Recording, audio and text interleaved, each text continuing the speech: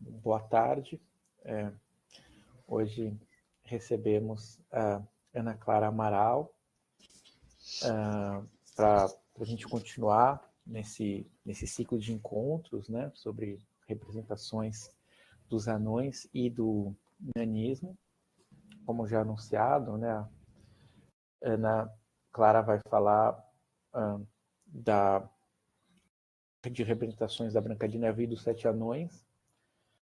E atualmente a Ana Clara Amaral é mestranda da Universidade de São Paulo,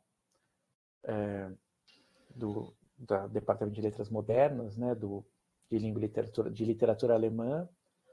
Está estudando agora literatura contemporânea, atualmente, mas vai falar hoje para a gente de uma pesquisa, né, que ela fez lá na UFMG, né, onde ela fez a graduação junto com a professora Valéria, né, que tem esse projeto de pesquisa sobre o qual pudemos escutar um pouco na semana passada.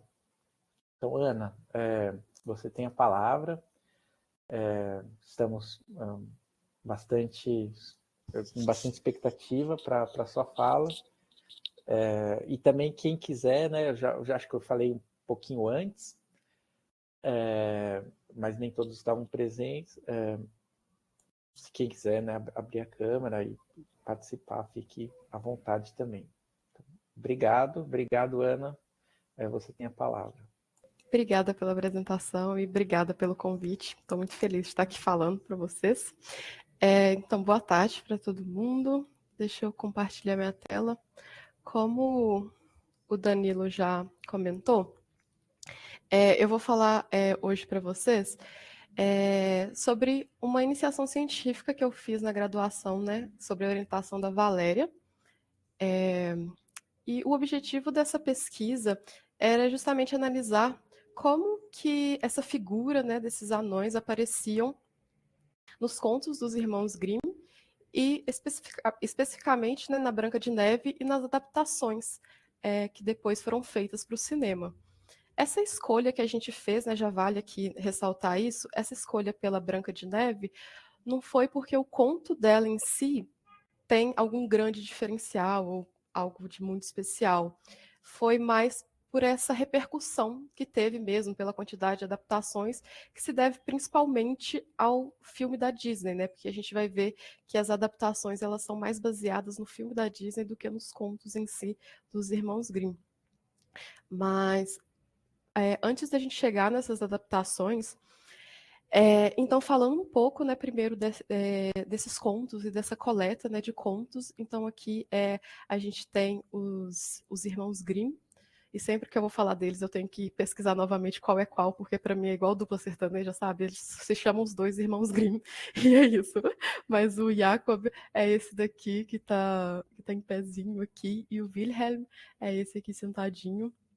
E eles fizeram essa coletânea de contos entre 1812 e 1815.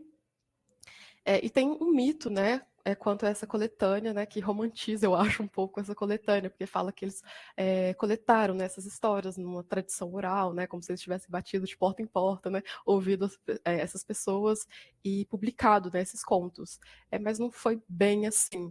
A primeira edição, né, desses contos, eles coletaram numa assim, histórias que já estavam escritas mesmo. Foi uma pesquisa, uma biblioteca que eles, né, fizeram toda essa pesquisa e juntaram esses contos. E aí teve uma segunda edição que aí sim eles também juntaram com alguns outros contos que eles coletaram dessa tradição oral, nesse processo que a gente conhece mais, né?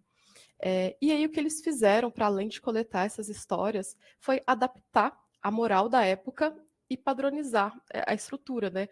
As histórias ganharam esse bordão que a gente tanto conhece hoje, que é o Era uma Vez, né? Em alemão, né? Es war einmal. Então, né, foi isso que eles fizeram. Eles coletaram e fizeram essa adaptação. E essa adaptação à moral para a gente hoje é até meio discutível, né? Porque é a moral da época deles, não é a nossa. Então, sempre é algo meio engraçado, assim, de ler. Mas então, falando um pouco, a gente conhece esses contos como contos de fada, né? E aí, quando a gente, por exemplo, lê os contos dos irmãos Grimm, como eles escreveram, assim, tá meio longe de ser o ideal que a gente tem por um conto de fada, porque esse nome conto de fada já dá um ar meio bonito, meio mágico, assim, pra coisa, né? E se a gente lê, não é algo tão bonito assim. Mas tem essa nova edição aqui da editora 34, não tão nova, 2018, não, ainda é nova, né? Que chama de Contos Maravilhosos Infantis e Domésticos, que é um nome mais fiel, né? Uma tradução, talvez uma tradução mais fiel ao nome em alemão, que é Kinder- und Hausmärchen, né? Então é meio que literalmente isso, né? Contos, né? Maravilhosos, infantis e domésticos. Então, eu não sei se esse nome Contos de Fadas entrou muito, assim, né? Pegou muito, assim, enraizou muito por conta da Disney, que deu esse ar mesmo de contos de fadas para essas histórias, mas se a gente, né, pegar esse nome em alemão, não corresponde muito bem. Então, acho que é melhor a gente usar esse nome Contos Maravilhosos Infantis e Domésticos. Tá, mas voltando um pouco então ao que a Valéria já falou na fala dela de semana passada, não só essas histórias, mas essa figura do anão, né, voltou para a arte, de maneira geral, na época do romantismo, né? Porque lá no romantismo as pessoas voltaram a ter esse interesse, né, nessas histórias nacional, assim, né, voltou a ter um espírito de nacionalidade, assim, né, ou um suposto espírito de nacionalidade. E aí também voltou-se a retratar o grotesco na arte. E aí, com essa volta do grotesco, tem-se espaço novamente para essa nova representação dos anões, né? Eles ganham a ter, né, espaço novamente na arte, que antes era só uma coisa, né, muito bela, assim. E aí que os irmãos Grimm, eles reuniram 156 contos. E entre esses, 17 possui a figura do anão. E, assim, diferentes formas, né? Inclusive com diferentes nomes. Aqui eu vou passar, a gente não vai ver todos, assim, mas aqui eu fiz só um levantamento, assim, dos nomes que aparecem, né? Como essas figuras diminutas, né? São chamadas. E se a gente vê aqui desse lado, na maior parte dos contos, eles aparecem como Männlein e Männchen, que é justamente, né, literalmente, homenzinho. Mas tem várias outras denominações que a gente pode ver aqui na lista, e a de Branca de Neve, né, Schneewittchen, é Zwerg. Esse nome a Valéria também chegou a comentar, né? Então eles utilizam Zwerg. E, assim, apesar dessa diferença, né, nos nomes, a maior parte deles tem uma mesma função, atuam da mesma forma na história, é só uma variação mesmo. Claro que tem exceções, né? Mas se a gente pegar, né, de maneira geral, a maioria tem a mesma atuação.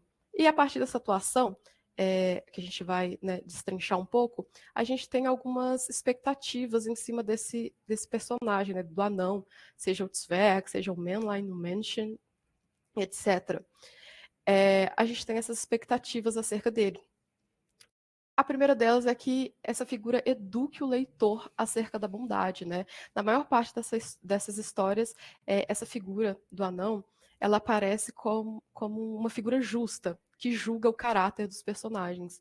Então, ele tá ali, né? Ele julga o herói, ele julga o vilão, e aí ele sabe identificar ali quem é o bom, quem é o ruim, e ele faz isso para ele saber para quem, né? Ele vai, a quem ele vai ajudar, porque outra coisa que se espera desse personagem é que ele tenha alguma habilidade especial, alguma coisa mágica, que não precisa ser exatamente algo mágico, mas pode ser uma informação, pode ser um objeto mágico mesmo, que vai ajudar o herói a chegar no seu objetivo. Então, por isso que ele tem, né, que saber julgar esse personagem, né? Porque aí ele vai amaldiçoar o vilão e vai, né, oferecer essa ajuda ao herói.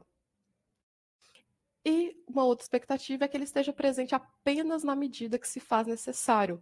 Então, ele aparece para oferecer essa ajuda e vai embora. Então, a gente não sabe de onde que ele veio, a gente não sabe para onde que ele vai, a gente não sabe muita coisa dele, a não ser que ele é essa figura ali que vai fazer esse julgamento e que vai oferecer essa ajuda.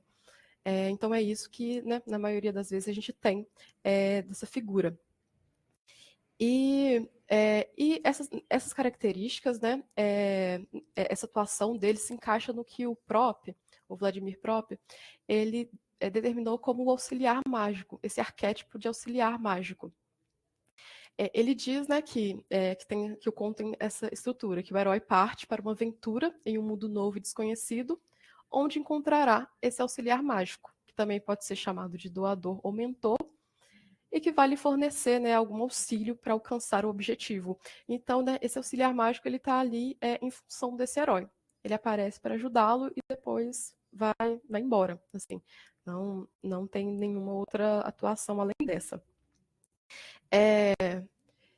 E é um pouco também, se a gente parar para lembrar, né, um pouco do que a Valéria falou, é um pouco do que se espera meio que de qualquer personagem, né, com algum tipo de deficiência na literatura ou no cinema, né, que é isso, que tenha alguma habilidade especial, né, por exemplo, ela deu o exemplo de pessoas que têm que são cegas, né, que têm deficiência visual, que sempre se espera, né, que ela veja através das pessoas, que ela veja algo que ninguém vê, assim, porque, né, como ela não julga pela aparência, talvez ela entenda melhor, assim, sei lá, a alma da pessoa ou algo do tipo.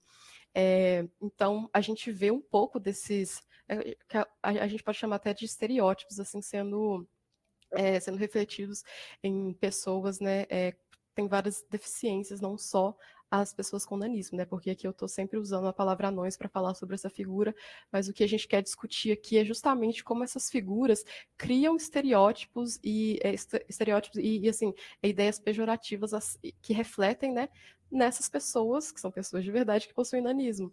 Então, como, né, que aqui na literatura, não só nos contos dos Grimm, mas que essa figura do anão aparece como assim, como algo mágico, né? Algo que é afastado do ser humano, assim, mas que na realidade o que acontece é que isso reflete nas pessoas com nanismo. E assim, né, corrobora para o preconceito que eles sofrem. Mas então, vamos passar aqui para a história da Branca de Neve e dos irmãos Grimm. Então aqui, né, a gente já conhece a história da Branca de Neve, então talvez até a título de curiosidade falando o que é diferente do que a gente costuma conhecer aqui, é que aqui é a mãe da Branca de Neve, que é a vilã, aqui não tem madrasta, é a mãe da Branca de Neve mesmo, que deseja ter essa filha branca como a neve, essa parte a gente já sabe, mas e aí ela não morre, como, né, nas histórias que a gente costuma ver da Branca de Neve. E aí, quando a Branca de Neve faz 7 anos, ela pergunta pro espelho quem é mais dela, e o espelho fala, né, que é a Branca de Neve. E aí ela fica com muita inveja da filha, fica assim, com muitos ciúmes. E aí contrata, né, chama esse caçador, né, pra matar a Branca de Neve. Então, a gente tem isso, e aqui não tem esse tom romântico que a Branca de Neve conhece, o príncipe se apaixona, e aí no final eles vão casar. Não, o príncipe mesmo só aparece no final, assim, só quando a Branca de Neve já tá lá, já comeu a maçã. Então a gente não tem essa coisa romântica que geralmente os filmes da Branca de Neve têm. E aí tá um pouco ruim, mas eu vou ler para vocês. Então, aqui, a primeira coisa que eu vou ler aqui para vocês é a Branca de Neve já chegando, né, na casa dos anões. Então, até aqui, então a gente tem aquela estrutura, né, que o próprio falou. Então a gente tem a Branca de Neve que está saindo de casa, né, foi expulsa no caso, e aí a gente tem aqui esse momento que ela vai chegar na casa dos anões, é esse lugar que ela vai ficar até o momento do retorno. Essa estrutura desse herói que sai de casa ou é expulso e fica em algum lugar até o momento do retorno, a gente vê em vários outros contos, como por exemplo João e Maria, que também é bem famoso, né? Eles são largados na floresta, ficam lá na casa da bruxa, né? Até o momento do retorno. E aqui, como esse conto ele tem como protagonista, né, a Branca de Neve, que é uma figura feminina, esse retorno acontece com o encontro, né, desse parceiro amoroso. Porque aqui o objetivo final dessa heroína, né, da Branca de Neve, é encontrar um parceiro amoroso. Então, para isso, né, que o conto vai caminhando. Então aqui já começa meio que a atuação desses anões, né, como auxiliares mágicos. Aqui a primeira coisa, o primeiro feito deles é oferecer essa casa, né, para Branca de Neve ficar segura, enquanto a mãe, né, acha que ela está morta e depois tenta matar ela quando descobre que ela não está. E aqui a gente também é importante a gente relembrar uma coisa que a Valéria falou na fala dela de semana passada, que eram rituais de puberdade que tinham antigamente, que aí era isso, né? Geralmente eram homens, né? Que deixavam a casa para ir para esse lugar na floresta, e aí aprender, né? E aí aprendiam, né? Como ser adultos, vamos dizer assim, aprendiam, né? No caso, como ela é uma mulher, o que é aprender a ser adulta, né? Aprender a cuidar de uma casa, sei lá, talvez cuidar dos filhos, assim. É isso. Até que, né? Eles voltavam para casa, então depois de terem aprendido isso. E na verdade a gente tem, né, esses dois rituais assim que são parecidos, mas que tem algumas diferenças. A gente tem essas pessoas que vão para a floresta e depois de pouco tempo eles retornam como uma pessoa renascida, né, que é um ritual de puberdade. E aqui no Branca de Neve a gente pode pensar um pouco na questão da menstruação, algo assim que, né, que é meio que esse ritual feminino de puberdade, assim. E a gente tem também, paralelamente a isso, esse outro ritual, né, que os homens iam para uma casa mesmo e ficavam anos até a idade adulta, mas nos dois era algo assim, aprender, né, a ser adulto, aprender novos feitos, assim, de deixar meio que a infância de lado. E aqui, esses anões que representam, né, esses homens que vivem nessa casa, até que a Branca de Neve chega. E quando ela chega, o que acontece? A Branca de Neve resolveu entrar e viu que lá dentro era tudo muito pequeno, mas muito arrumado e limpo. Havia uma mesinha com 7 pratinhos, 7 colherinhas, 7 faquinhas e garfinhos, 7 copinhos e 7 caminhas junto à parede, uma ao lado da outra, bem arrumadas. Então aqui a gente já tem algumas informações, né? Eu até pulei aqui antes, mas aqui fala, né, também. Ali moravam 7 anões, mas eles estavam fora, trabalhando nas montanhas. Então a gente já tem essa informação de que são 7 anões que trabalham nas montanhas. Ou seja, né, esse estereótipo mesmo desse grupo, né, de anões que são mineiros, né, que trabalham juntos nessa montanha. E, além disso, a gente sabe que eles são muito arrumados e limpos. Então, assim, aqui eles não precisam, né, da Branca de Neve para, sei lá, colocar ordem na casa ou arrumar a casa, porque eles mesmos dão conta disso. Então, eles não precisam de cuidados, né? E aí a gente tem todos esses diminutivos, né? Era tudo muito pequeno, a mesinha, a colherinha, a faquinha, o garfinho, as caminhas, né? E aí, essa apresentação daqui mostra um pouco pra gente a magia, né? Que está presente aqui, porque os anões em si, eles não têm, não tem nenhuma habilidade mágica, mas a magia aqui é justamente nesse deslumbramento da Branca de Neve com esse local muito diferente, né, do que de tudo, né, que ela já conhecia, né, essas coisinhas todas pequenininhas, assim. E aí que a gente tem, né, o momento que os anões chegam, né, e veem que alguma coisa aconteceu ali. E aí, aqui, o que eu quero que a gente observe nessa passagem aqui é que eles próprios usam o diminutivo. Então, o primeiro disse: quem é que se sentou na minha cadeirinha? O segundo: quem é que comeu do meu pratinho? O terceiro: quem pegou o meu pãozinho? O quarto: quem comeu da minha verdurinha? Então, aqui, né, eles também usam esse diminutivo e não só, né, para realçar que tudo era realmente muito pequeno, mas também para dar um tom meio de engraçadinhos para eles. Como a gente percebe aqui, eles não têm nomes, né? É tudo o primeiro, o segundo, o terceiro, o quarto, e assim vai. Eles realmente não têm nome. Então aqui eles sendo muito engraçadinhos, assim. E aqui também outra coisa que a gente pode observar que também remete um pouco àquela organização, né, posso dizer assim, daquele ritual que eu comentei anteriormente, que tinha muito uma coisa de viver em comunidade, assim, uma coisa muito igualitária, sabe? me lembra um pouco aquele conto dos Caixinhos Dourados. Eu não sei se todos vocês conhecem, mas é isso. A menina ela chega na casa e aí tem, sei lá, 3 pratos, tem 3 camas e ela experimenta todos, assim, tudo.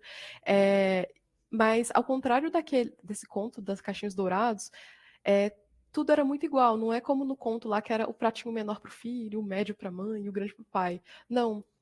Aqui é tudo igual, sabe? Todo mundo come assim o mesmo tanto, a cama é igual, assim. Então, tanto que aqui a Branca de Neve é esse novo membro, né, que chega. Quando ela chega, o que acontece é que, por exemplo, ela come um pouquinho de cada prato, né? Para mesmo assim, mesmo com essa chegada de um novo membro, todo mundo tem a mesma quantidade de comida. Então, tem toda essa organização aí. E aí, tá, então aqui a gente tem esse momento que eles já se conheceram, tudo. E apesar, né, deles não, como eu comentei antes, deles não precisarem da Branca de Neve para colocar ordem na casa, eles fazem um acordo com ela, que ela pode ficar lá, mas então ela vai cuidar da casa, né? Ela vai arrumar a casa, vai cozinhar para eles, então eles fazem esse acordo. E deixa eu ver, esqueci o que eu ia falar. Vamos passar então para frente. Tá, então aqui o que acontece? Então aqui, né, eles fizeram esse acordo e aí eles assumem, né, continuam, na verdade, trabalhando como esse auxiliar mágico. Porque além de oferecer essa casa segura para ela ficar, eles dão vários conselhos acerca da mãe dela, né? Assim, né, tipo, cuidado, não abre a porta enquanto a gente estiver fora. Não fale com estranhos, sabe essa coisa que a gente sempre escuta? Não fale com estranhos, aí já existia, olha.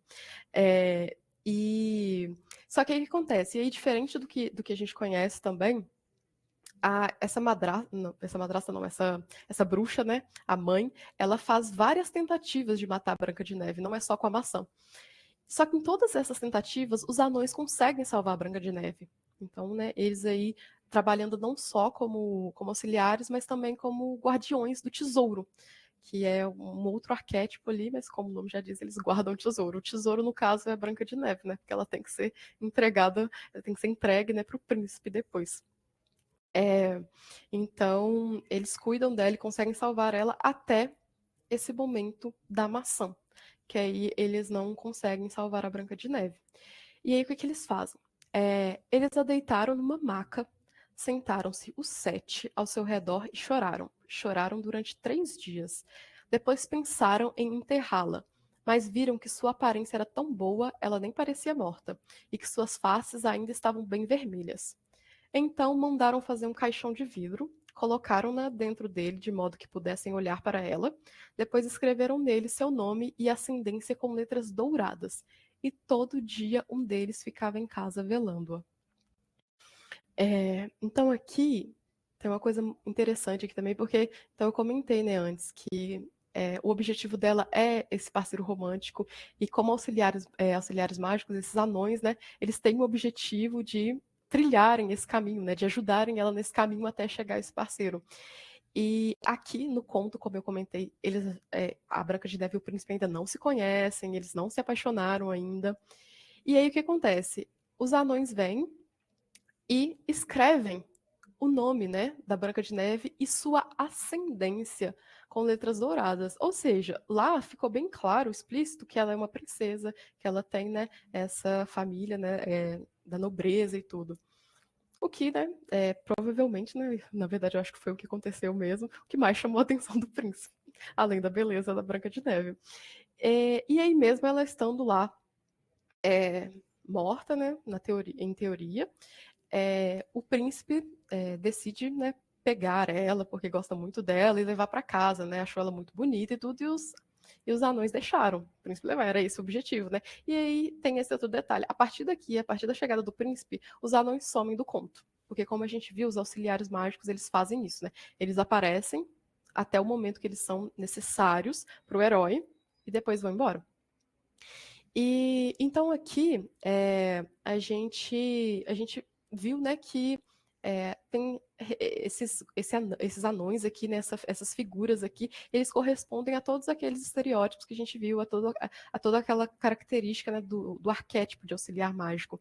Então aqui a gente ainda nem pode falar, né, nessa representação sendo de alguma forma próxima, né, tipo de pessoas com onanismo mesmo. Aqui eles são totalmente levados, né, para esse lado do folclórico mesmo, né, dessa figura do anão folclórico, que é esses seres, né, que são seres que pertencem ao mundo mágico, assim, que são um grupo, né, eles vivem em grupo, eles não têm individualidade, eles, né, nascem juntos, trabalham nas montanhas, né, e vivem dessa maneira, vivem dentro dessa comunidade.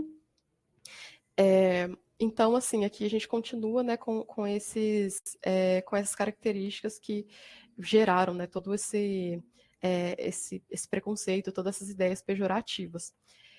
E aí, para a gente terminar aqui esse conto só a título de curiosidade, porque, né, é um final muito diferente da Disney, que eu acho bem engraçado, assim, aqui não tem beijo, né? Não é o amor verdadeiro, assim, que desperta a Branca de Neve. O que acontece é que os criados do príncipe estão muito cansados, né? Que eles toda hora, né, tinham que levar o caixão de um lugar ao outro e não estavam nada satisfeitos.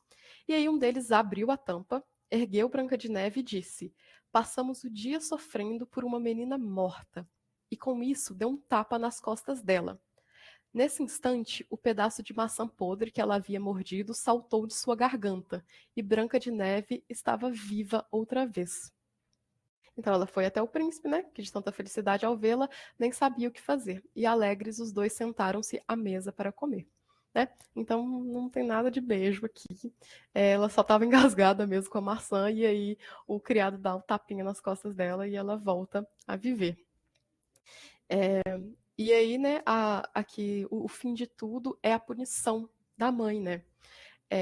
No casamento ela aparece, né?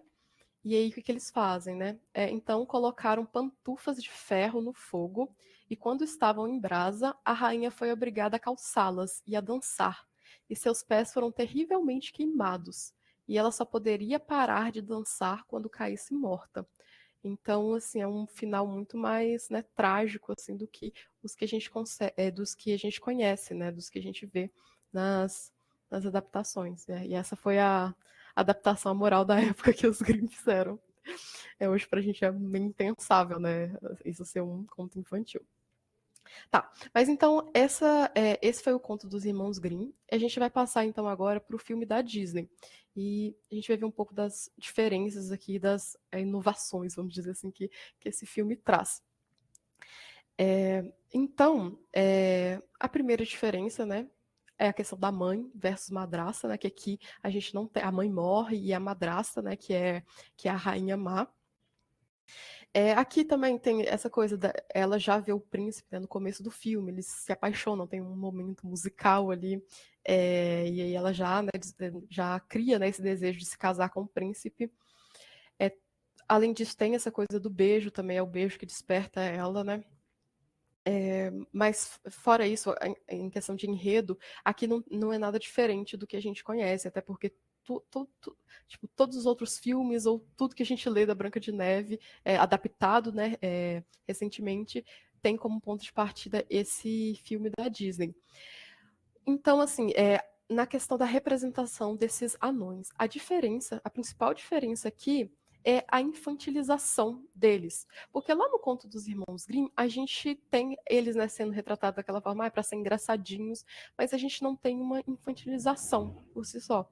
E aqui no filme da Disney, isso é muito forte, essa infantilização. Além disso, tem uma forte divisão também de papel de gênero. Então, deixa eu ver o que vai ser. A gente vai ver mais pra frente, mas vai ter essa coisa de a Branca de Neve, então essa figura feminina que chegou para colocar ordem na casa, porque eles sozinhos não dão conta de, assim, de arrumar a casa, de deixar tudo limpo e de cuidar da própria higiene. Então, a gente tem, né? Não vou repetir aqui o enredo, porque que a gente já conhece, mas então vou passar aqui logo para quando a Branca de Neve chega na casa desses 7 anões. Ela não sabe, né, que é a casa dos 7 anões, e ela olha para tudo e fala: tem 7 pequenas cadeiras, 7 cadeirinhas. Devem ser 7 crianças, 7 criancinhas. Então, quando ela chega e ela vê a casa com tudo muito pequenininho, ela já cria essa expectativa de, então aqui moram crianças. Não moram, né, adultos, moram crianças. E aí, quando eles chegam, né, assim, no mesmo dia eles chegam e tem esse primeiro encontro, ela é muito interessante isso, porque ela vê eles assim, e vê que não são crianças, mas também elas não ligam, ela, né, não liga esses anões a uma figura humana, né, eles não são humanos. Tanto que ela fala algo com eles e eles respondem, e aí ela fica muito impressionada. Ela fala, ai, vocês, né, podem falar, eu tô tão feliz. Então, ela nem, ela nem associou, né, eles a figuras humanas, assim, porque então, não, eles não são humanos, então logo, né, portanto, eles também não falam. Então já tem esse, né, meio que estranhamento, assim, nesse primeiro encontro. E aí que assim como no conto, né? Assim, também ela assume essa coisa da limpeza da casa, mas, né, ao contrário do conto, que tem esse momento do acordo em si, aqui não. Aqui, automaticamente, antes mesmo deles chegarem, ela assume essa posição e limpa a casa e cozinha. E aí, quando eles chegam, ela chama eles para jantar, só que primeiro eles têm que tomar banho. E eles não querem tomar banho. E, assim, eles, sabe, aí fica parecendo aquela dinâmica, né, de mãe e filho na hora do jantar, né? E aí a mãe fala, vai lavar as mãos para comer. E aí primeiro eles se recusam, né? Mas aí ela convence eles, né, numa coisa bem autoritária, assim, uma figura materna, assim, bem autoritária. E esse daqui, por exemplo, dessa cena aqui, ele é o mestre, né? Que ele é esse líder, né, desse grupo, mas até ele tá nessa posição, assim, inferior à Branca de Neve, né? Ele tá ali, ele tem que obedecer ela. E aí a gente tem aqui essa figura desse líder, e já é importante dizer que é diferente do que a gente tinha antes, né? Que é uma posição igualitária, sem hierarquização. Aqui a gente tem já uma hierarquização, né? A gente tem esse líder. Só que apesar da gente ter esse líder, até ele, né, que era para ser essa figura impositiva, ele, ou de respeito, assim, ele é infantilizado. Esse líder, ele troca as palavras, ele tá falando, e aí ele troca as palavras, aí a frase não faz muito sentido. Então, eles usam esse artifício aí para infantilizar essa figura. E aí, ao contrário, né, do conto dos Grimm, aqui eles têm nomes, mas, assim, são nomes bem assim, superficiais, que refletem um pouco essa individualidade superficial que eles têm, porque esses nomes, né, visam assim mostrar um pouco da personalidade deles, que é uma personalidade muito superficial, né? Porque, por exemplo, o Atinha, a personalidade dele é espirrar muito.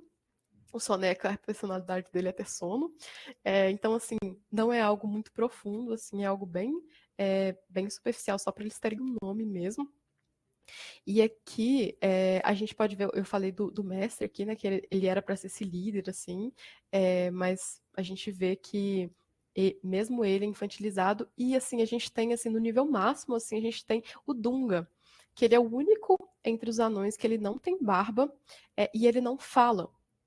Em certo momento do filme, um dos anões fala, o Dunga, ele não aprendeu a falar. Ou seja, ele está aqui claramente representando um bebê, né? Então, assim, ele é o mais infantilizado de todos. E aqui a imagem, caso vocês não conheçam, é a Branca de Neve e o Príncipe. O Príncipe Charming, né? Como é que é o Príncipe Encantado? E a gente vendo, né, como que aqui essa dinâmica entre a Branca de Neve e os anões, a gente vê que eles perdem até um pouco dessa função de mentores, de mentor dela, né? Porque eles dependem muito dela ainda, eles têm pouco a oferecer. Eles têm tudo bem, um teto que ela realmente está precisando. Mas fora isso, eles não têm nada demais assim para oferecer para ela como mentor, né? Como mentores. E aí, claro, né, que aí vem esse momento de que ela come a maçã e eles viram, né, guardiões desse tesouro, né, guardiões da Branca de Neve, até o momento que o príncipe chega.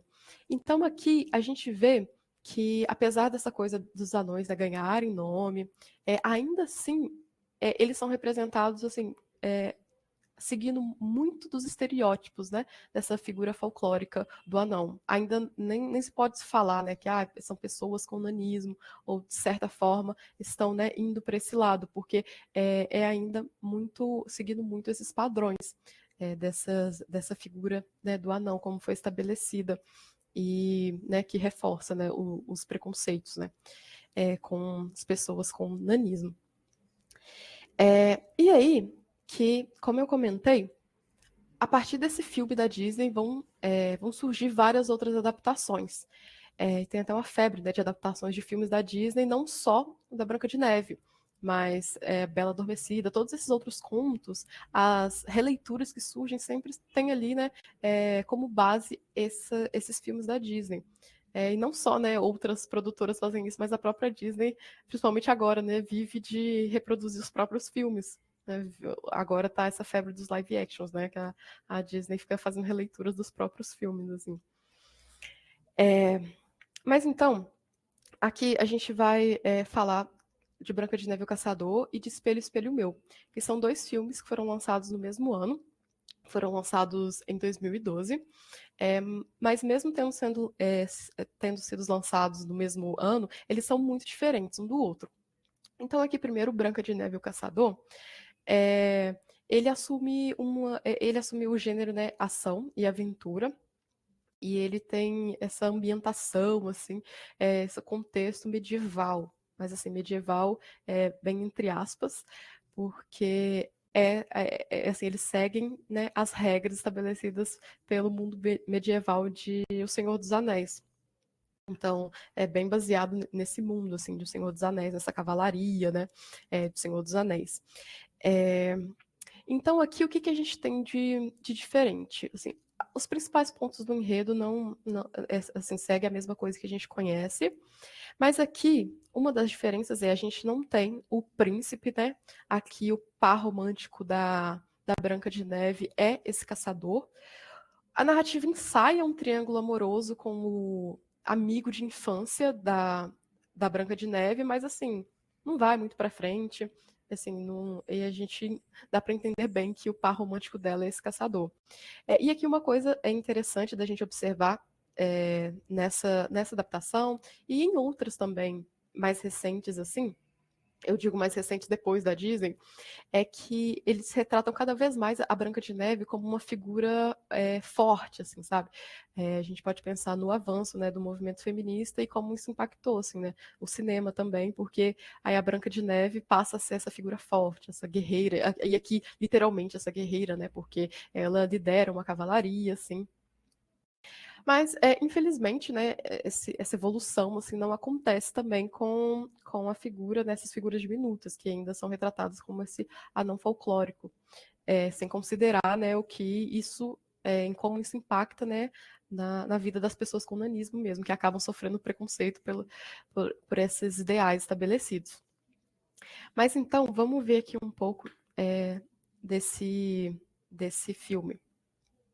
Aqui, a gente tem a presença dos animais como auxiliares mágicos. Eles não substituem os anões, que também estão presentes aqui, mas assim, é um pouco discutível a atuação desses anões aqui como auxiliares mágicos. A gente vai falar disso mais pra frente. Mas então aqui a gente pode ver nessas cenas, aqui a gente tem esse pássaro aqui, e aqui a gente também vê o pássaro. E esses pássaros vão aparecer o filme inteiro, guiando a Branca de Neve, mostrando onde que ela deve ir, né, em momentos de fuga, ela está a todo momento perseguindo eles, né, porque eles estão mostrando o caminho. A gente tem esse cavalo que está lá esperando por ela, assim, ó, no meio do nada, para ajudar ela nessa fuga. Então, aqui a gente tem a presença de, né, desses vários animais, assim, trabalhando como auxiliares mágicos. E então é que nesse primeiro momento eles vão ajudar a Branca de Neve a fugir do castelo, porque ela está há muitos anos, né, desde criança, né, desde quando a madraça matou o pai dela, ela está presa numa masmorra lá no castelo, assim. Então ela consegue fugir graças à ajuda desses animais. E aí que falando sobre a presença dos anões, eles aparecem só depois de 1 hora de filme. Então, até assim, 1 hora de filme, eles não têm. Eles não fazem nada, eles não aparecem, eles não têm atuação nenhuma.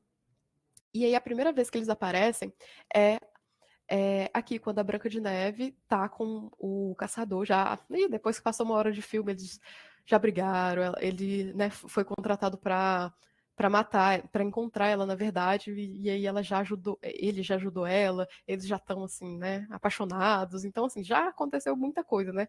Assim, muita coisa importante com 1 hora de filme, assim. Então, esses anões aparecem assim muito tardiamente. E aí, o que a gente pode observar aqui é que aqui no filme eles são ladrões e eles vão assaltar a Branca de Neve e o Caçador. E para isso, eles penduram, né, esses dois personagens de cabeça para baixo. A gente vai ver que isso também acontece em Espelho, Espelho Meu. E isso tem a função, né, de meio que neutralizar essa desvantagem que eles têm por causa da estatura. Então, quando eles penduram esses personagens de cabeça para baixo, acaba que eles conseguem olhar olho no olho, né? Então, eles não ficam meio que em desvantagem por causa da baixa estatura. E aí, nessa cena, a Branca de Neve fala que é a princesa e tudo. E aí eles decidem que tá, então vamos, né, ajudar você. E tem esse personagem aqui, que ele tá com essa máscara, ele é meio que um líder, assim, também. E ele é cego. E aí aqui, né, juntou dois estereótipos, assim, porque aqui ele consegue, né? Ele vê o que os outros não veem. É ele que vê esse potencial na Branca de Neve dela ser a escolhida da natureza. E aqui eu tenho que abrir um parênteses para falar que nesse filme, esse grupo, né, os Sete Anões, a função deles, assim, né, o que eles fazem de fato no filme é confirmar que a Branca de Neve é escolhida pela natureza. Só que, assim, é muito questionável, porque ninguém tem dúvida que a Branca de Neve é escolhida pela natureza. Quem tá assistindo não tem, o caçador não tem, a madrasta má com certeza também não tem, porque ela não consegue matar a Branca de Neve de jeito nenhum. Então, ali, todo mundo meio que envolvido ali na história já entendeu que a Branca de Neve é especial. E aí chega esse grupo de anões, e aí o que eles fazem nesse filme é confirmar. Ah, realmente, ela é escolhida pela natureza. E assim, é possível contar toda essa história da Branca de Neve e o Caçador sem nem falar dos anões, porque eles realmente não têm muita relevância na história. Eles não mudam o andar da narrativa, né? Eles não interferem em nada, assim. Então, acho que eles estão ali meio que para cumprir nesse papel de porque é a Branca de Neve e os Sete Anões. Mas assim, né? Apesar disso, tem algumas particularidades. Assim, tem um desses anões, eles morrem num confronto que tem no filme. Isso é uma novidade, assim, porque né, a gente não sei, não pode falar de uma individualidade por causa disso, mas assim, é algo que acontece para quebrar um pouco essa estrutura de um grupo meio que igualitário, assim, porque um personagem morreu, assim, é algo que acontece ali, né, com ele individualmente. Mas apesar disso, a gente não tem esses anões sendo retratados como, né, indivíduos, assim. Inclusive, se vocês pesquisarem do Google e em elenco, né, pesquisarem o nome do filme e ir em elenco, vai ter lá o nome de cada anão, mas e que não está relacionado à personalidade deles, assim. Tem uns nomes meio, sei lá, medievais barra, né, do Senhor dos Anéis, parecido com aqueles nomes, mas assim, não é algo que tem relevância na história, tanto que nem tem, sei lá, eles nem se apresentam, nem tem esse momento da gente realmente saber qual é o nome deles. E aí, que, além disso, né, acerca dos estereótipos, a gente vê aqui que eles já estão, né, com esses instrumentos, né, de mineração na mão, e quando eles vão levar Branca de Neve e o caçador para a casa deles, eles entram na caverna, né? Então, eles, né, são esse grupo que vivem na caverna, que trabalham na caverna, e a gente vai ter essa confirmação numa cena do filme, bem rapidinho. Eu vou compartilhar de outra forma, só para a gente conseguir ver. a cena em que eles explicam para Branca de Neve, né, a história deles. Não sei se vocês... acho que vocês vão conseguir ouvir, sim. Mas tem legenda de qualquer forma. Deixa eu aumentar talvez um pouco o som. Deixa eu pular um pouquinho.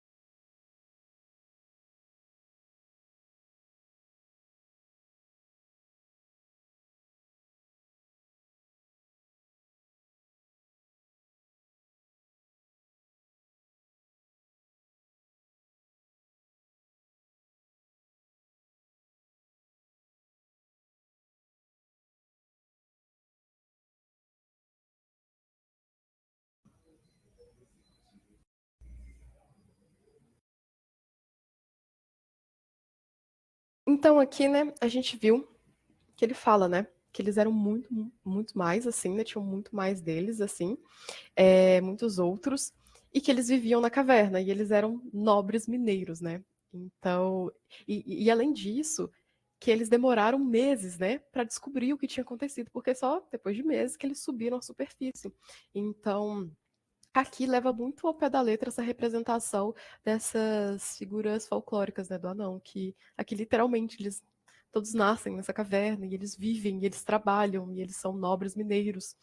Eles vivem, né, dentro dessa comunidade, são uma espécie à parte, né? Eles não são aqui humanos, eles são esses anões, né? Que sim, aí então essa questão da estatura é uma característica do grupo, não é uma deficiência, assim, né? É uma característica do grupo. E, e aí, além disso, é importante ressaltar aqui que nenhum desses atores que interpretaram esses anões aqui são pessoas com nanismo.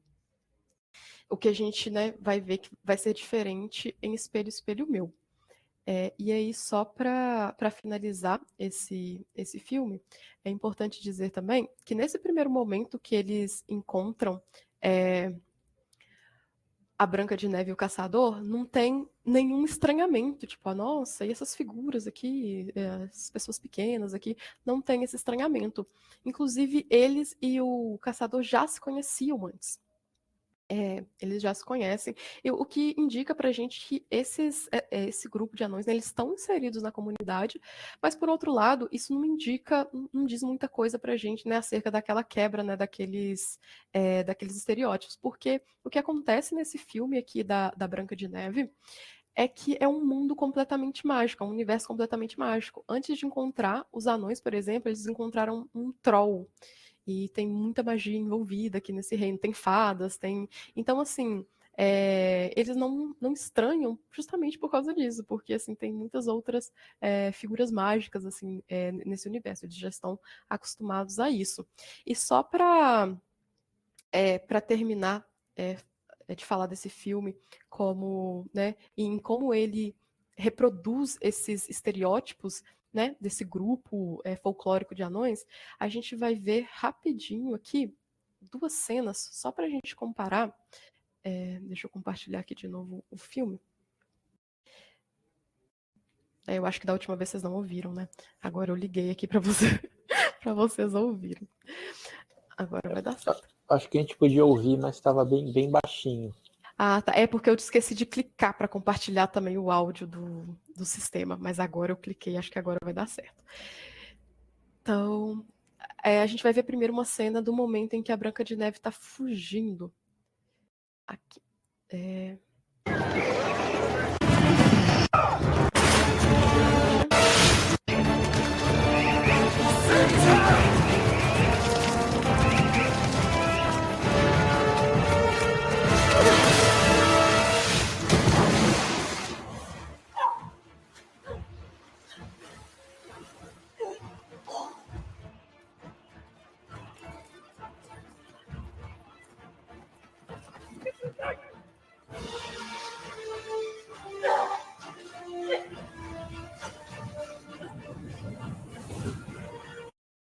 Tá, então aqui a gente vai guardar esse momento. O que aconteceu aqui, né? A Branca de Neve tá fugindo e vocês viram os pássaros ali que eu comentei, né? Mostraram para ela lá o esgoto. Então ela foi e entrou no esgoto. E a gente tem todo esse momento dramático aqui, horrível dela dentro do esgoto, e como que é um lugar insalubre, assim, como ela não pertence definitivamente a esse lugar, né? Porque tem ali ela, a princesa, né, toda essa beleza, assim, contrastando, né, com esse lugar, assim, inóspito. Então a gente tem esse momento. E aí, no final, a gente vai de novo ter uma cena dentro desse esgoto, mas agora vão ser os anões.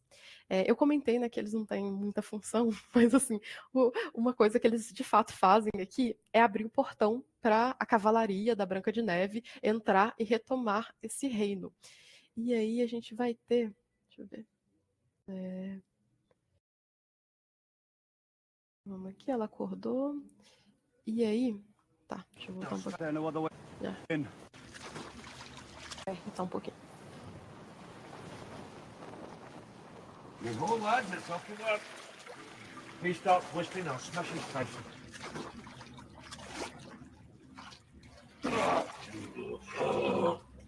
Yes. We promised gold, and what do we get? Pooh! Hello as a dwarf race sucker. Looks like one of mine. All that.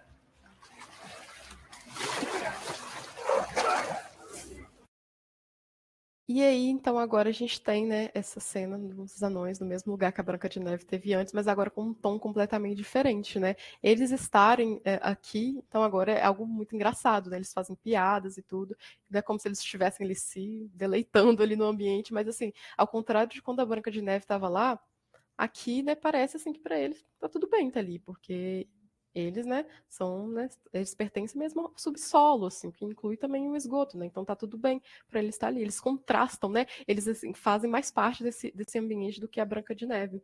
Então, né, reforça muito essa coisa desses anões, dessas figuras diminutas estarem naturalmente, né, destinadas a esses trabalhos menos nobres, assim, né, no subsolo. Então, né, a gente pode, né, foi só um detalhe assim desse filme que eu quis trazer para vocês, que dá para a gente ver bem, né, essa questão da representação. E aí que, então a gente pode passar agora para o próximo filme, que é o Espelho, Espelho Meu, como eu comentei, é do mesmo ano. Aqui só pelo pôster a gente já vê algumas diferenças, né? Aqui, ao contrário de Branca de Neve e o Caçador, não tem aquele tom, né, sombrio, assim. Ele é bem alegre, assim, tem cores vivas. E aqui no pôster a gente pode ver até os anões aqui no fundo, né? Porque aqui, se a gente vê o de Branca de Neve e Caçador, eles nem aparecem, né? Não tem nem sinal deles aqui. Quem aparece é a Branca de Neve e o Caçador e a madrasta aqui, né? E aqui não. Aqui em Espelho, Espelho Meu tem um príncipe, existe um príncipe, que é o par romântico da Branca de Neve, mas os anões aqui são até mais importantes que ele, né? Porque ele não tá nesse pôster e os anões estão. Então, de particularidade desse filme, o que a gente pode dizer? Aqui a gente tem algumas outras mudanças com relação à narrativa que a gente conhece, assim, padrão. Aqui a Branca de Neve não tem esse momento que ela come a maçã e fica enfeitiçada. Aqui, na verdade, o que acontece é que é o príncipe que fica enfeitiçado pela madrasta. Essa madrasta, né? Ela quer se casar com o príncipe, então ela enfeitiça ele, assim. E aí é a Branca de Neve que desperta ela com um beijo. Mas a gente vai falar desse momento um pouco mais pra frente. Ele é um filme, né, de comédia e isso, né, tá em todos os momentos. Ele é realmente bem engraçadinho, assim, e é sempre bem colorido, assim mesmo. O que acontece aqui também, né, de diferente, é que aqui o pai da Branca de Neve, ele não morre. Na verdade, a madrasta transforma ele num animal, assim, mas inicialmente ninguém sabe disso, né, nem a gente sabe disso, só no final do filme que isso vai vir à tona, com a Branca de Neve quebrando esse feitiço e o pai dela retornando, assim. E aqui o ponto de partida desse filme é o momento que a Branca de Neve faz 18 anos, né, ela aí se torna maior de idade, e ela decide sair do castelo e ir para, né, a comunidade, assim, ver as pessoas, né, do reino. Só que ela tem um grande choque, porque as pessoas estão, assim, muito pobres. As pessoas estão vivendo na miséria, porque a madrasta está cobrando impostos cada vez mais altos para bancar, assim, os próprios luxos. Então, ela fica, assim, muito chateada com isso. E aí tem esse momento, né? Daí a madrasta, né?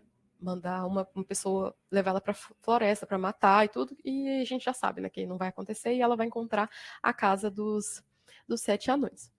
E aí, ao contrário do que a gente viu antes, que os anões só apareciam, né? Essas figuras, né, só apareciam com 1 hora de filme, aqui a primeira aparição deles já vai ser com 10 minutos de filme. Então eles aparecem bem no início, porque aqui eles realmente têm uma relevância muito grande para a história.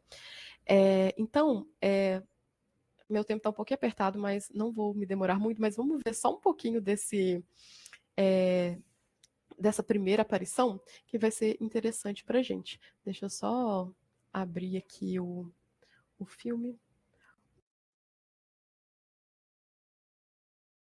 Pronto, vou compartilhar com vocês.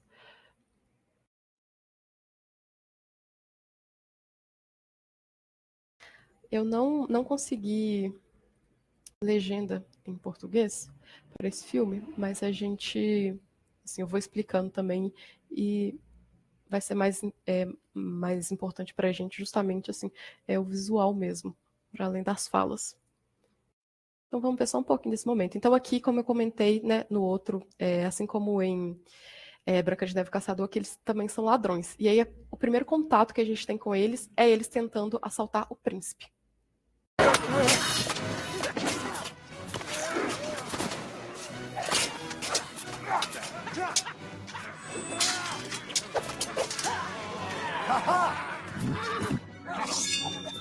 Give me that! Sit down! Stay down! Found some roadkill. You can see? Do you? Yeah, do you? Oh. Sire.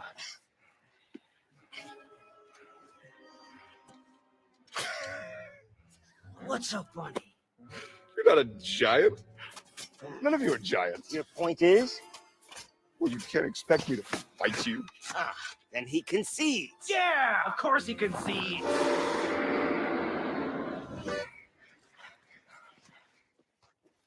I most certainly do not. I'm simply stating that I will not fight a bunch of dwarves. Why?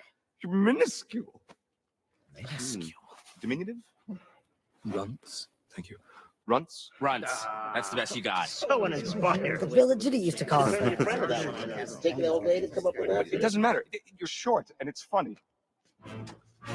Funny? Not as funny as my blade against your throat. He's back. All we want is his gold. I've got his saddlebag. Now we're talking. Yeah. Let's get a look in there. Come on, get it open there. Come on, Chuckles. Let me That is not your property. Yeah, whatever. Get your hands off of that immediately! Give them what they want, sire. Nonsense. Apparently somebody has to teach a lesson to these children.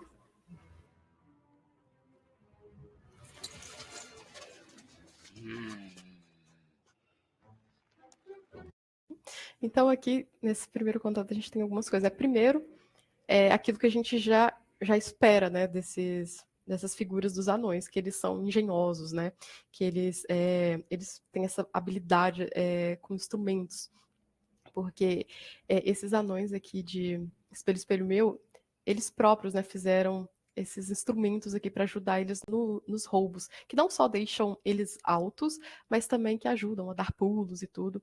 Então é algo bem engenhoso assim, da parte deles ter feito isso. E aí a gente tem esse contato aqui com o príncipe, e é interessante a gente ver que, apesar, né, dessa diferença de estatura, aqui realmente essas figuras oferecem eles são realmente uma ameaça, né? Eles oferecem uma ameaça real. Então eles realmente são perigosos, assim, né? Tipo assim, eles dão, o príncipe sente medo deles, né? Porque não é uma ameaça falsa ali, não, eles realmente são uma ameaça, né, nesse contexto aí, né, do filme. E aí, quando o príncipe vê que eles são, né, que eles têm nanismo, que eles são, né, uma figura diminuta, começa a chamar eles de vários nomes, né? Ah, vocês são dwarfs, né? Vocês são anões, vocês são diminutos, vocês são etc. E aí eles, ok, eles rebatem, mas não estão ligando muito. Até o momento que o príncipe chama eles de crianças. E aí sim que eles ficam muito bravos, né? E aí é o momento que eles tiram a roupa do príncipe e penduram ele de cabeça para baixo, assim. Então tem esses, nesse primeiro momento aqui, esses estereótipos, né, sendo reproduzidos. Então, esses vários nomes, né, pejorativos que o príncipe chama esses anões. Também o fato dele ter se sentido indignado, assim, e humilhado por ter sido roubado por pessoas, né, de baixa estatura. E aí, mas aí só para redimir um pouco esse filme antes da gente falar de outras coisas, a gente tem esse momento, né? Só que aí, mais pra frente, quase no final do filme, assim, a gente tem um momento em que eles já viraram amigos, assim, e aí o príncipe fala: ah, eu acho que quando eu conheci vocês, né, talvez eu tenha chamado vocês de crianças. Assim como, né, de outros nomes cruéis. Eu estava errado, né, me desculpem.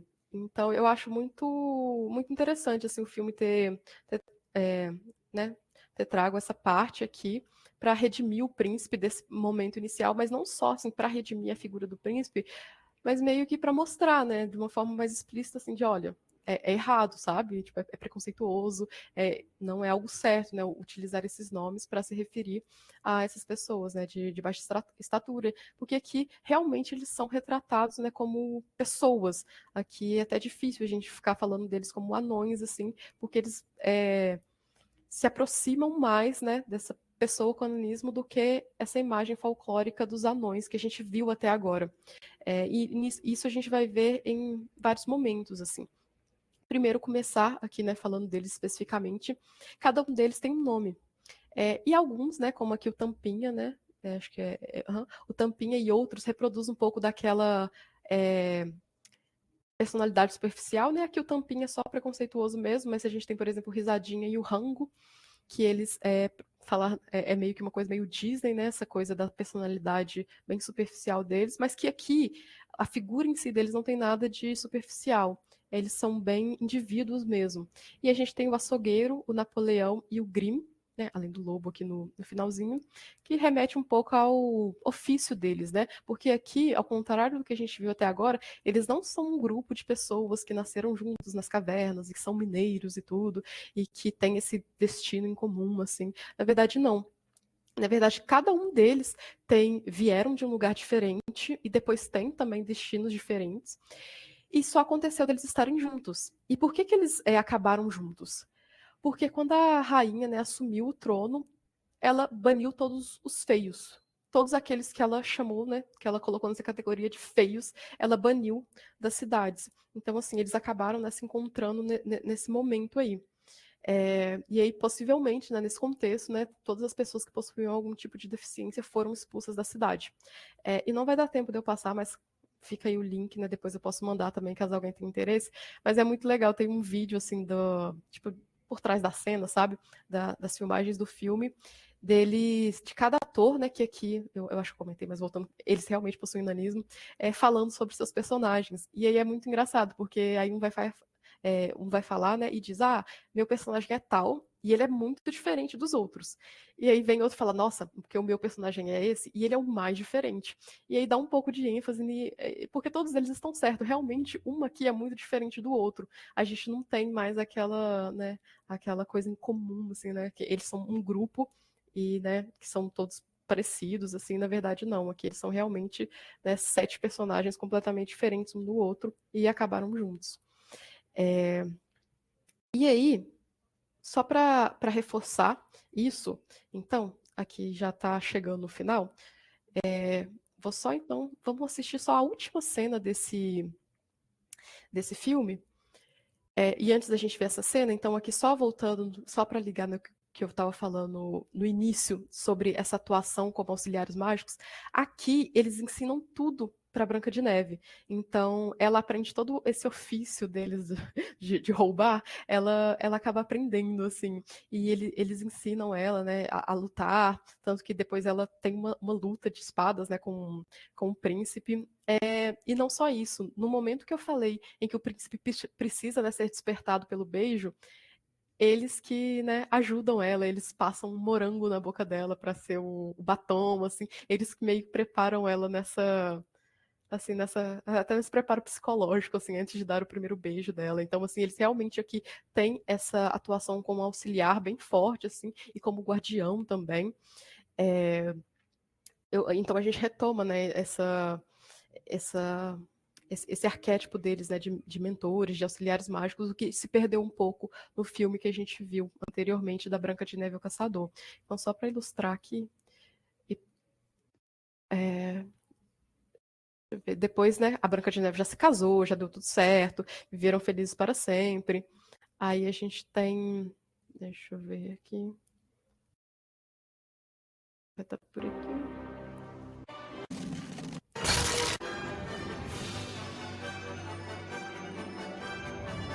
Deixa eu ver, peraí. Aqui, ó.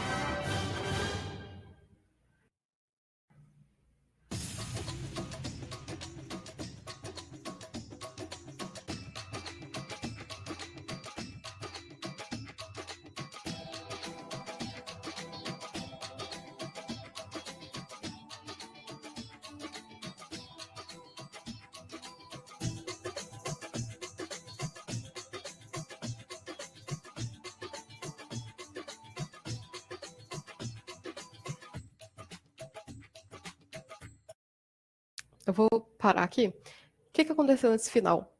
Tá mostrando, né, o que aconteceu com cada um deles depois do casamento, né? Depois do Feliz para Sempre da Branca de Neve, então, e eles, né? Porque é isso, ele é tão importante para a narrativa a ponto disso, a ponto de depois do Feliz para Sempre da Branca de Neve eles não serem esquecidos. E aí a gente viu, né, que, por exemplo, o Grimm, anteriormente, ele, né, escreveu uma história, um livro de histórias, né, que, né, fazer uma brincadeirinha com os irmãos Grimm. Mas a gente pode ver também pela imagem, assim, que o ofício dele, na verdade, é ser professor, né? Então a gente vê que eles não voltaram para as cavernas, não foram esquecidos, nada disso. E é importante ressaltar aqui o Tampinha, né? O que aconteceu com ele? Ele encontrou o amor. Então ele se casou e com uma mulher, né, de estatura comum. Não foi com uma mulher de baixa estatura, uma mulher com nanismo, assim como ele. Isso é interessante porque até então o que a gente sabe da Branca de Neve, da relação dela com esses 7 anões, é que em todas as histórias eles têm um deslumbramento com ela, né? Tipo, são apaixonados, mas sempre tem uma figura, né? Quer dizer, desde da Disney, né? Tem sempre uma figura que é mais apaixonada assim com ela, mas nunca aconteceu de algum desses, né, desses anões, assim, algum desses personagens, assim, desse grupo, terem algum desenvolvimento romântico, assim, como e muito menos com a Branca de Neve, né? Como se eles, assim, não fossem nem dignos do amor ou coisa do tipo. E aqui a gente já vê isso diferente, né? Porque a gente tem esse casamento aí do Tampinha. E a gente consegue ver, então, né, comparando assim, esses filmes, que, principalmente esses 2 últimos, que Espelho, Espelho Meu é um pouco diferenciado, né, nesse sentido da retratação, mas ainda assim não é o ideal. Tanto que e agora é realmente a última coisa que eu tenho para dizer, e tanto assim, a coisa não avançou muito desde Espelho, Espelho Meu 2012, que eu não sei se vocês acompanharam recentemente, mas teve uma polêmica porque a Disney vai lançar um novo filme de Branca de Neve, agora um live action, e tava um super burburinho, porque, ai, nossa, olha que evolução, a Branca de Neve não vai ser mais branca como a neve, vai ser uma atriz latina. Mas os 7 anões ainda estavam presentes, e aí o Peter Dinklage, ele foi num podcast, deu uma declaração, revoltado, assim, falando que ele falou o seguinte, né, eles se orgulharam muito de ter escolhido uma atriz latina para atuar como Branca de Neve, mas vocês ainda estão contando a história da Branca de Neve e os 7 anões. Dê um passo atrás e olhe para o que vocês estão fazendo lá. Não faz sentido para mim. Porque vocês são progressistas de um lado, mas continuam fazendo aquela maldita história retrógrada sobre 7 anões vivendo juntos em uma caverna, né? Então ele criticou a Disney, né, deles estarem reproduzindo mais uma vez esse estereótipo, né? pejorativo, assim, e aí isso ganhou, né, ganhou muita, assim, como é que fala? Foi muito visto, né? E aí que a Disney anunciou, então, que ia tirar.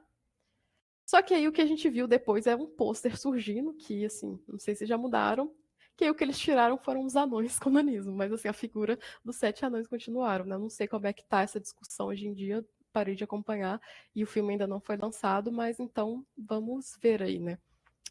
Como é que vai ser. Mas então foi isso. Essas foram a bibliografia principal. Se vocês quiserem mais detalhes, tem aqui um QR Code para o artigo que a Valéria publicou. Tá? Lá a gente fala um pouco também de outras adaptações da Branca de Neve. Então, se vocês tiverem interesse, tá aí. E é isso. Muito obrigada. Obrigado, Ana. Muito obrigado. Me manda, sim, né, esse material, né, que tem também os links, né, que a gente manda para o pessoal que se inscreveu e nos deu o e-mail, a gente pode repassar esse material. Quem ainda não se inscreveu e quiser, pode deixar no chat aí o e-mail que a gente inclui na lista. Muito obrigado. Essa sua fala, tenho certeza que vai provocar inúmeras reações, porque eu comentei, né, na vez passada, né, que espontaneamente eu percebo que os estudantes reagem bastante a toda essa discussão, né? Basicamente, principalmente essa discussão final que você trouxe. O pessoal aqui no chat está reagindo também, Ana, bastante com elogios à sua fala. Então, Obrigada. se alguém também, né, quiser fazer alguma pergunta, falar alguma coisa, pode, né, obviamente, abrir a câmera, o microfone e falar. Normalmente as pessoas escrevem no chat, eu faço aqui uma mediação. Fiquem à vontade. Que eu ia comentar também, claro, né, vocês podem... bom, acho que eu vou comentar depois, né? Vou esperar se alguém já tem alguma fala. E vou dar uns minutinhos se alguém quiser se manifestar.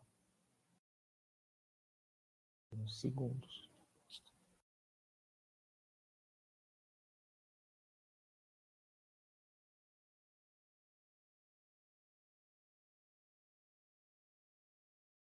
Eu só ia comentar que essa edição, né, da 34, da tradução, né, dos Contos Maravilhosos Infantis e Domésticos, é baseada na primeira edição, né, de 12 e 15. E eu comento isso sempre porque também, né, por experiência das aulas, às vezes os alunos vêm, mas professor, né,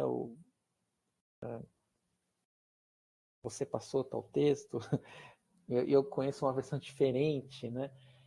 Às vezes a versão também diferente é de alguma outra, né, versão da própria coletânea dos Grimm, né? Às vezes tem diferenças bastante consideráveis entre essa primeira versão de 12 e 15 e a de 37, né? Por exemplo. Então, estou falando para o público também, né? Se às vezes a história, a pessoa conhece o texto também, algum texto, né, da coletânea, às vezes de outra tradução, né, depende de outra tradução, ou do próprio em língua alemã, né, ou mesmo em língua alemã, às vezes tem essas diferenças entre as diferentes publicações. Tem muitas versões mesmo. E mesmo nesse livro que você comentou aí da editora 34, é interessante que tem alguns contos que tem assim, tem o título, aí tem aí tem uma versão, aí tem 2 e aí uma segunda versão. Vários que tem, tipo, várias versões diferentes. Antes de alguém reagir, a minha pergunta, né, inicial seria, Ana, mas o que você acha dessa declaração do Dinklage? Essa fala, isso que você trouxe no fim, né? O pessoal está aqui elogiando a sua análise também. Eu fico curioso para saber como você se posiciona, você que fez esse estudo, né?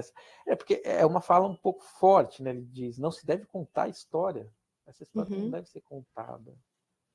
Então, o primeiro problema que apareceu depois que ele falou isso, e que a Disney decidiu não fazer, então, com os Sete Anões, né, assim, foi que o que aconteceu só que eles demitiram os atores com nanismo. Então, os próprios atores meio que ficaram contra o Dinklage. Eles falaram, tipo, pô, você tem muito trabalho aí, a gente não tem, sabe? Então, assim, você só tirou um trabalho da gente, assim. E assim, eu não sei, eu acho que realmente, por mais que talvez, assim, pode ter uma adaptação, assim, essa representação, assim, como a gente viu que começou a ser feito em Espelho, Espelho Meu, mas eu acho que, assim, por já estar muito enraizado essa, essa coisa pejorativa, né, desse grupo dos Sete Anões, eu acho complicado realmente continuar reproduzindo isso. Tem um filme, inclusive, que eu e a Valéria a gente chegou a ver, que chama Floresta Negra. Ele é de 98 ou 99, se eu não me engano, alguma coisa assim. Que ele é meio de terror, assim, uma adaptação de A Branca de Neve. E lá tem um grupo que seria o grupo de anões, na verdade, são só, tipo, tem uma pessoa só de baixa estatura e outras pessoas, vamos dizer assim, marginalizadas. E é uma representação super problemática, não tem, assim, muitos elogios a fazer. Mas talvez, assim, se você perguntar a minha opinião, eu vou tentar fugir de alguma maneira para não dar uma opinião concreta. Mas, assim, eu concordo com ele nesse ponto de que é realmente muito complicado continuar reproduzindo a história da Branca de Neve com os Sete Anões, com esse grupo. Porque o grupo em si, o problema é isso, é o grupo em si, sabe? Todo o preconceito vem dessa. Vamos dizer assim, da massificação, né, dessa representação dos anões, como se eles não forem, né, eles não sendo retratados como indivíduo. Então, continuar reproduzindo um grupo corrobora para isso, sabe? Então, eu realmente estou esperando para ver se a Disney vai conseguir fazer alguma evolução nessa representação, porque eu não consigo pensar em algo, sabe, a ser feito. Então, estou concordando com ele, mas assim, com ressalvas também. Se eu puder interferir, eu diria que o próprio filme que ela demonstrou que, né, o Espelho, Espelho Meu é um exemplo de como lidar com isso, né? Porque eles apresentam como gente, de fato. Tem um outro filme, eu não vou lembrar o nome direito que eles deram.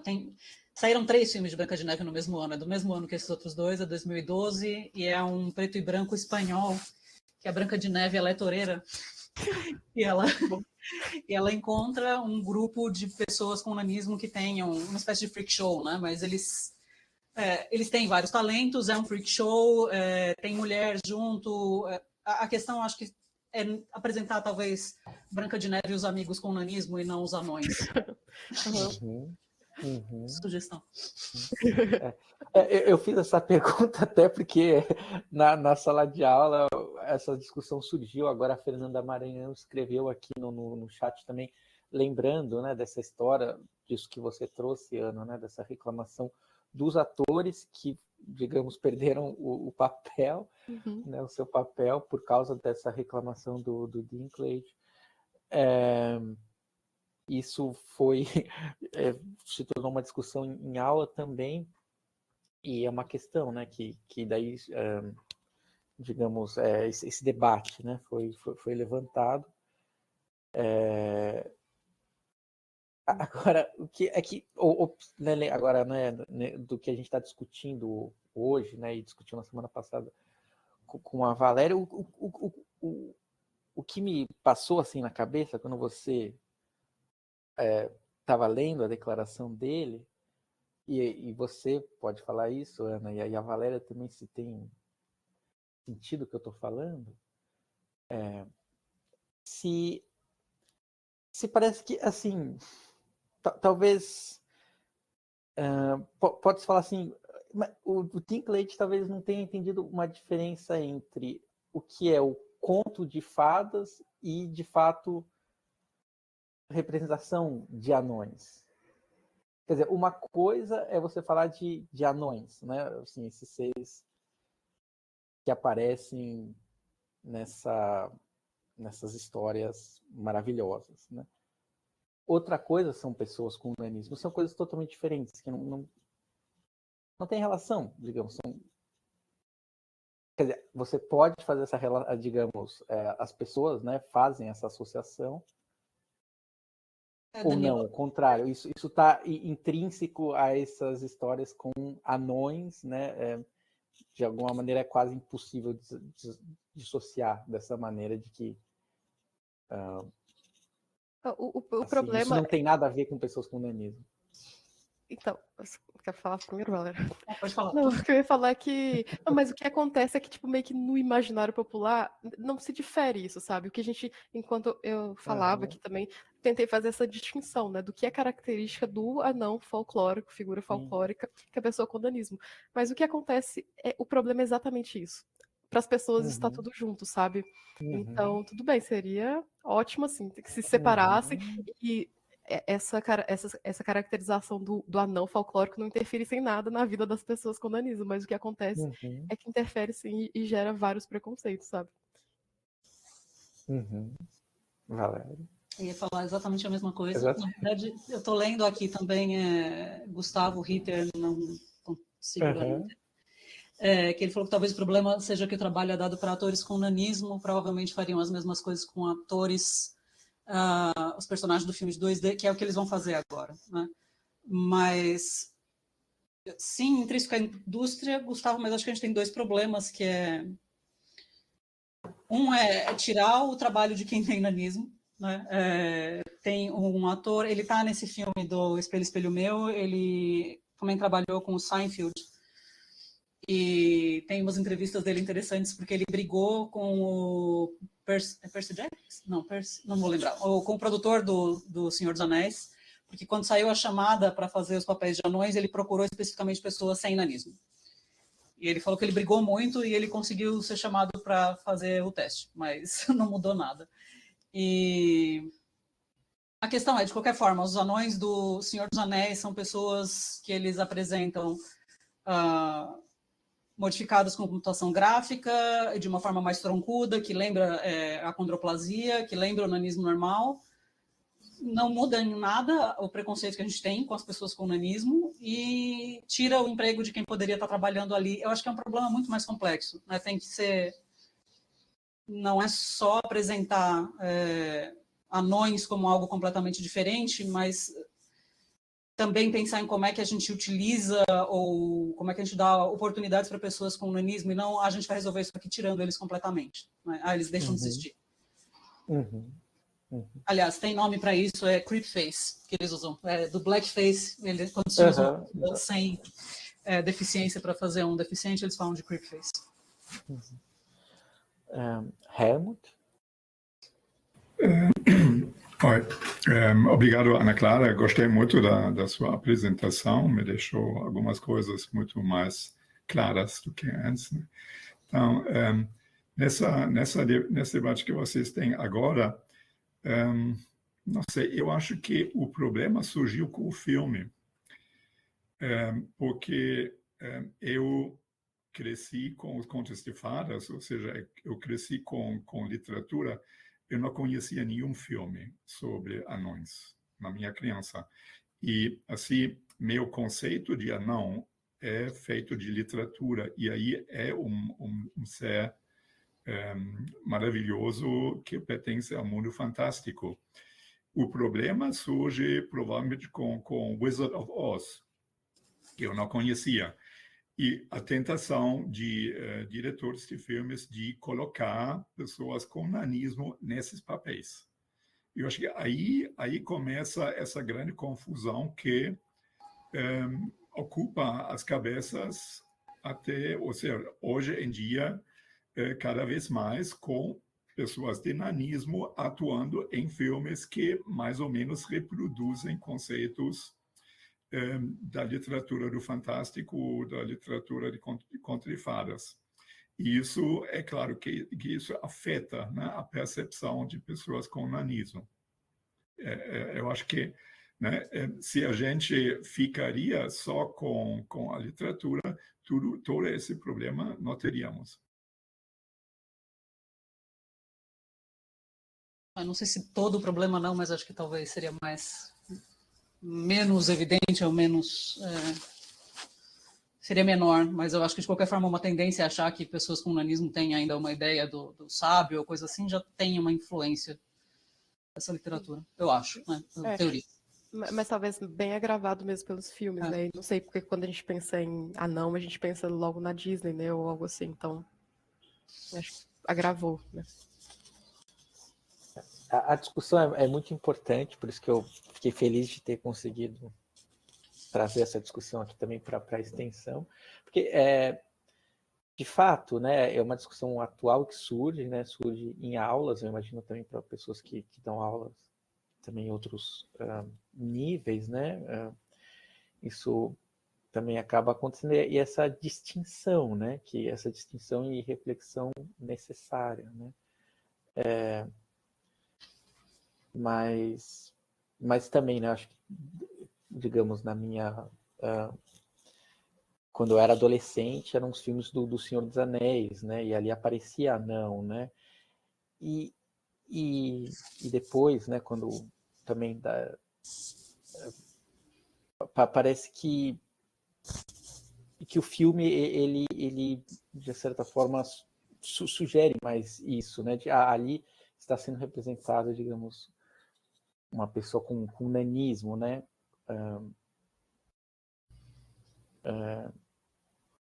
Sendo que eu também acho que diria assim, por mim, até então, parecia assim, esses seres que a gente conhece do próprio livro, né, do Senhor dos Anéis, né, antes da representação do que eu já conheci o livro, né, antes de conhecer o filme, né,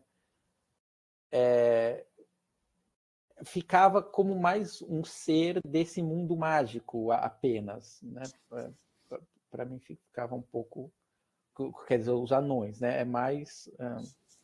digamos, parece que é mais dissociado, é mais próprio desse mundo da fantasia, né, do fantasy. Mas quando vem o filme, né, e aparece, né, e vem uma imagem na nossa frente, a gente tem talvez mais essa... surge, né, mais essa questão, parece que estamos lidando com pessoas com nanismo, né? Quer dizer, estamos nesse outro âmbito. Bom, é isso, chegamos também no nosso horário, algumas pessoas já estão se despedindo, porque de fato é o nosso horário final. Não gostaria que as minhas palavras fossem a última, porque eu sou aqui também um aprendiz no assunto. Ana, Valéria, Helmut, mesmo vocês gostariam de fazer um último comentário? Eu provavelmente já tá bom. Fala final. Tudo bem? Vocês aceitam mais ou menos assim? Tá bom terminar com você, Danilo. Então, tá bom, obrigado. A gente, claro, continua, né? A discussão não termina aqui, não termina agora. Na semana que vem também, na segunda, né? Às 2, temos a fala do professor Helmut Galle, e vai falar sobre essa ópera, né? O Anel do Nibelungo, que é muito... que acho que é um link, né? Um link do que acontece nessas representações